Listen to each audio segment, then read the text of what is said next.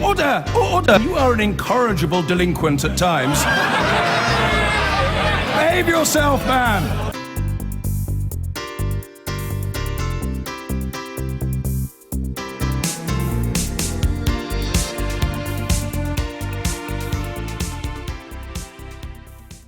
Now then, Tony Blair, as we've just heard, faced the judgment of the Chilcot inquiry on the Iraq War last week, and the findings, as Christiane said, were pretty damning on the way intelligence was presented, how decisions were made, and the lack of military preparation. Sir John Chilcot also said that the circumstances in which it was decided there was a legal basis for invasion were, quotes, far from satisfactory. So what, if anything, should MPs do about it all? I'm joined by David Davis, the Conservative MP now.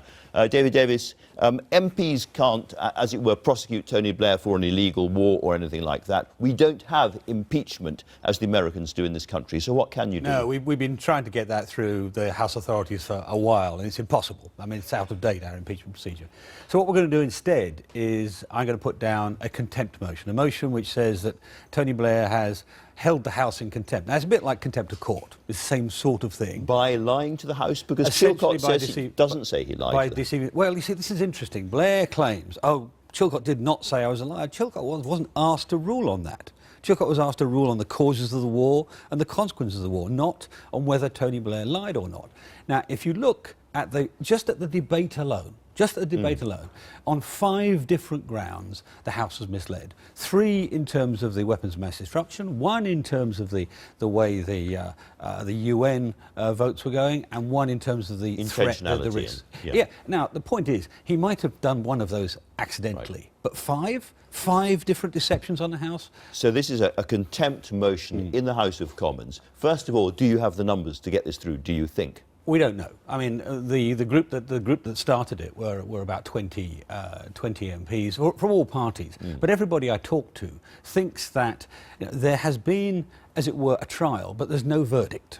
And the House has to deliver a verdict. I mean, I talked to members of the families, lawyers, soldiers. They all want a verdict. And that's what this is about, is delivering a verdict on Tony Blair's taking us into that war. So the next question is, when does this happen?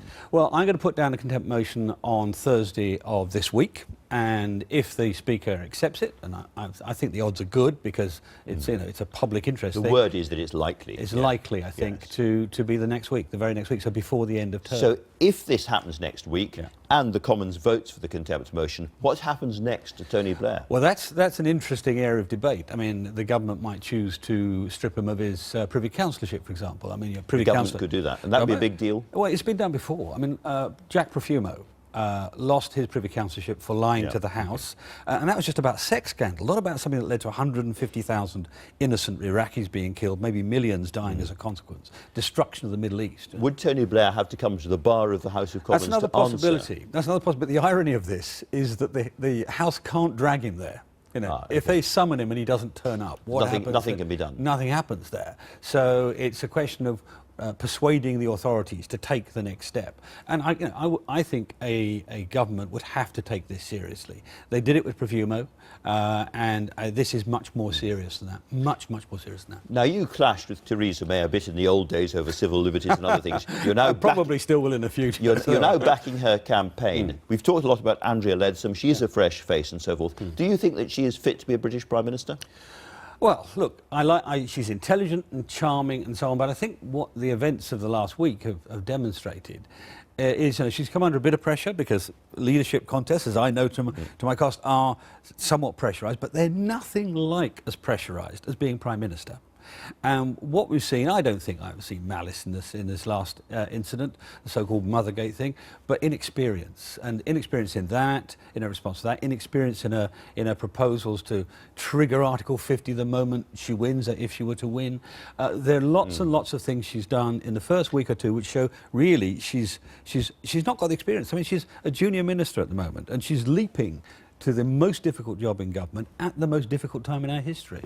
So it's people talk about the glass cliff, not the glass ceiling, but you take a woman into a really difficult position and there's a cliff and you push her off it. Well, frankly, it's not about whether she's a woman or not. Actually, the wonderful aspect of this is whoever wins, we're going to have another woman Prime Minister. You know? And you have to apply the same standards to both Theresa and to Andy. And you think she's just a bit lacking in experience? And I think it's not intelligence. I don't think it's goodwill. I think it's just experience, which is the weakness. And that will change with time, of course. But at the moment, she's too inexperienced for a really important job at the most important time in our history. David Davis, thank you very much indeed for joining us. I've been getting away with it all